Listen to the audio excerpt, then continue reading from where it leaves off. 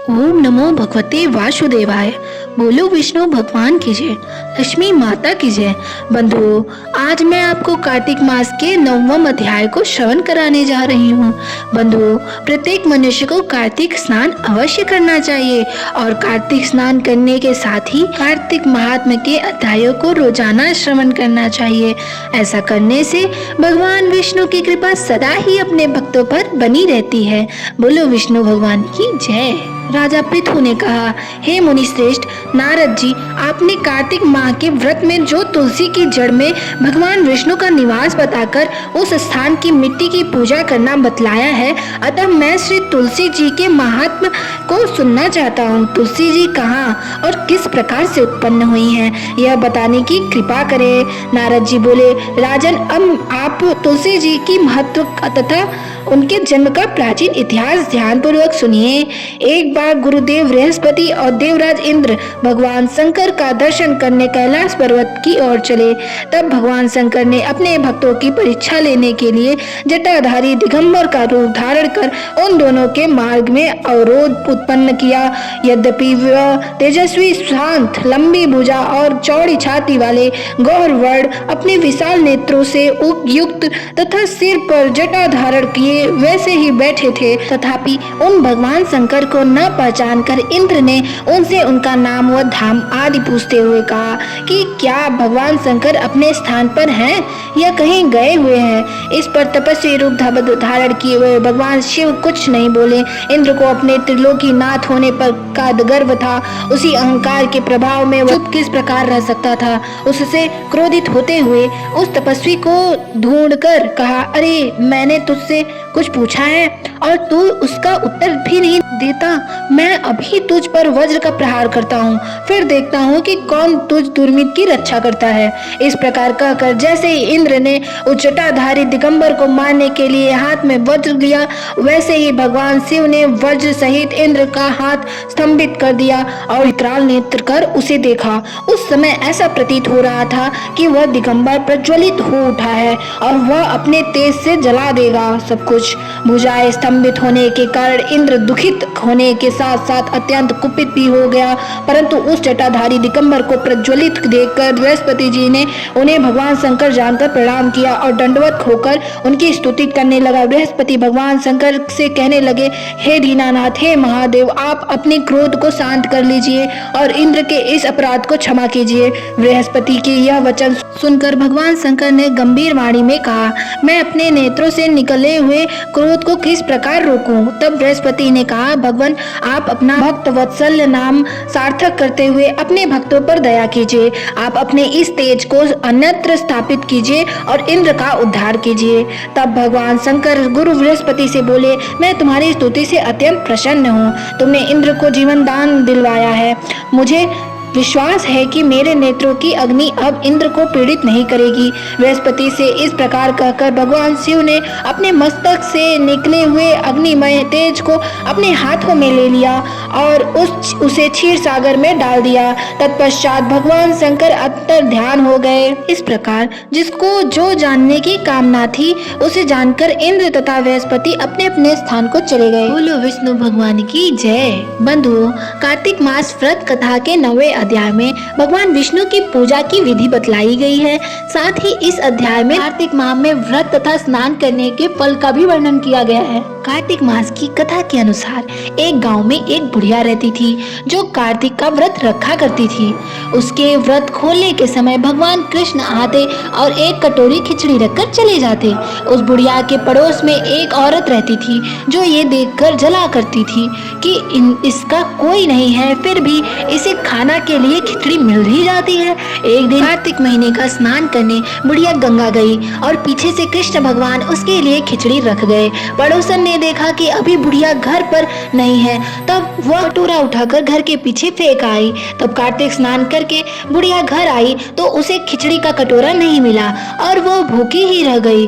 बार बार एक ही बात कहती कि कहाँ गई मेरी खिचड़ी और कहाँ गया मेरा खिचड़ी का कटोरा। पड़ोसन ने जहाँ खिचड़ी गिराई थी वहाँ एक पौधा निकल आया जिसमें 2 फूल खिले।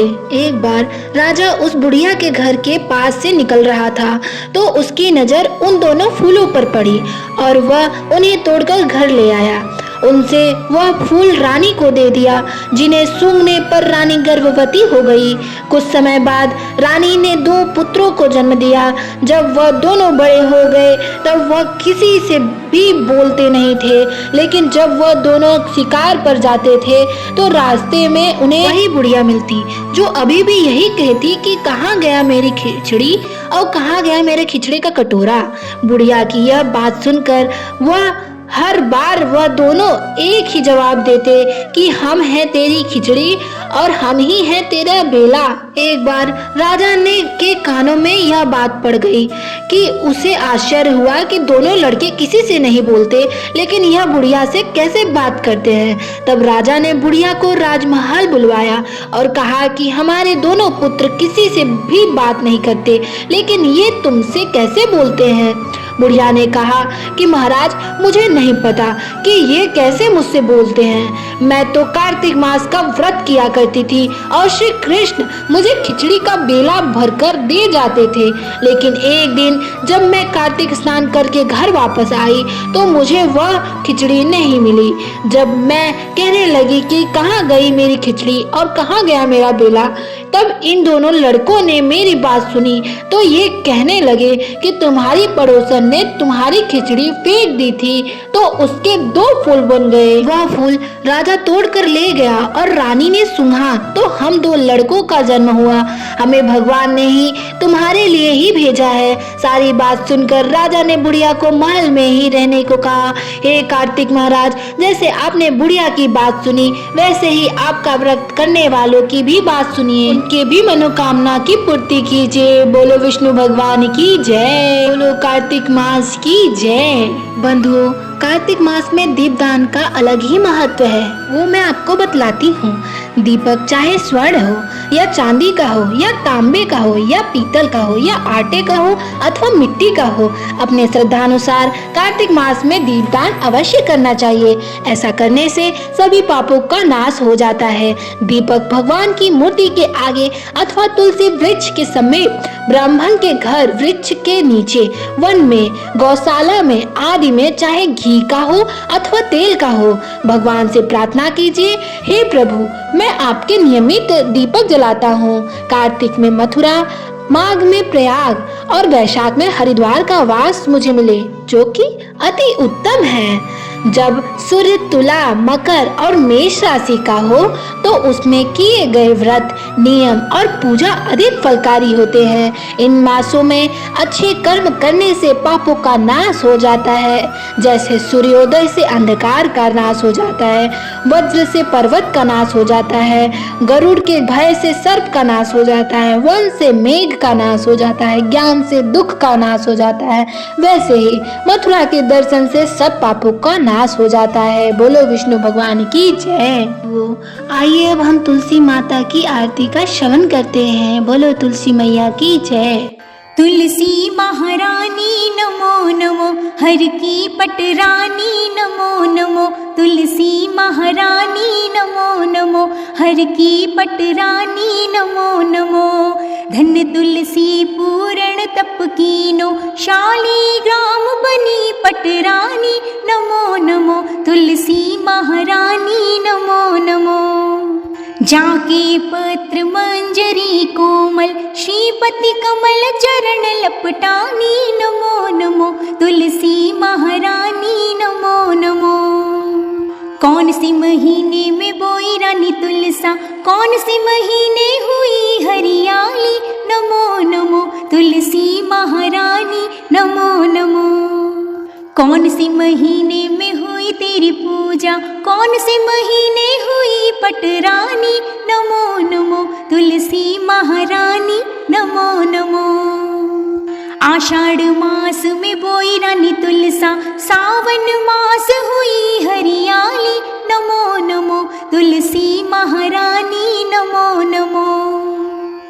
कार्तिक मास में हुई तेरी पूजा, मंगसिर मास हुई पटरानी नमो नमो, तुलसी महारानी नमो नमो। धूप दीप नैवेद्य आरती पुष्पन की वर्षा बरसानी, नमो नमो तुलसी महारानी, नमो नमो। 56 भोग 3600 व्यंजन, बिन तुलसी हरि एक न मानी, नमो नमो तुलसी महारानी, नमो नमो। जो कोई तुलसी को सवेरे गाए, श्री कृष्ण जी के दर्शन पाए, नमो नमो तुलसी महारानी, नमो नमो। जो कोई तुलसी को दोपहर में गाए, खीर खांड का भोग लगाए, नमो नमो तुलसी महारानी, नमो नमो। जो कोई तुलसी को सांझ को गाए, श्री कृष्ण जी की आरती उतारे, नमो नमो तुलसी महारानी, नमो नमो।